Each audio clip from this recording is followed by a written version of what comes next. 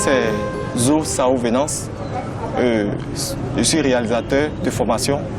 Je viens de la Côte d'Ivoire, précisément de Mans, qui est ma ville d'origine.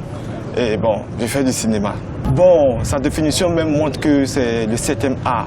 Par contre, dans mon enfance, j'aimais dessiner, j'aimais la musique et j'apprends que c'est le 7e art, là où on retrouve tous les autres arts. Ben, intéressant, je me lance dedans et puis je vois que c'est quelque chose qui me permet de tout avoir. Il y a des découvertes, tout et tout. Donc là, je ne pouvais pas m'en passer. Avec de temps à autre une petite histoire au passage.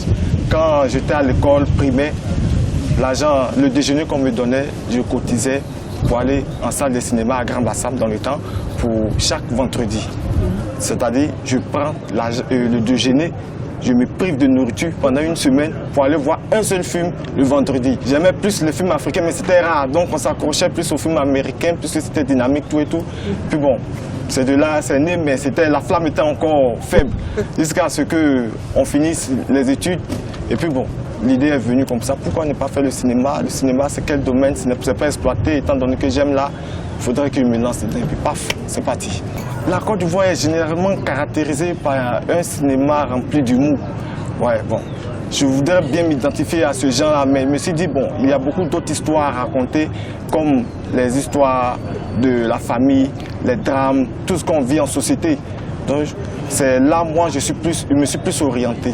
Bon, le film en compétition se nomme Élise. Élise, c'est l'histoire d'un père veuf. C'est l'histoire d'un père veuf qui voit sa fille mourir devant lui. Impuissant face à cela, il lutte contre la mort de sa fille. Ben, vous savez, la vie, c'est la vie. Hein. On peut lutter contre tout, mais sauf la mort. Bon, ce sujet, c'est parti du fait que, généralement, on est plus attaché aux mères. Par contre, les pères sont là, on se dit, bon, ceux-là, c'est une fois en passant qu'on se souvient qu'on a un père. Pourtant, on porte leur nom.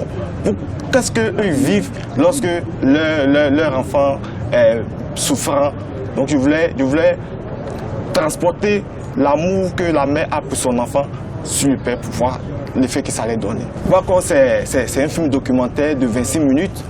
De 26 minutes, bon, c'est quand je suis rentré au pays en 2013, je me suis rendu au musée et je me suis rendu compte qu'on a beaucoup de patrimoine culturel.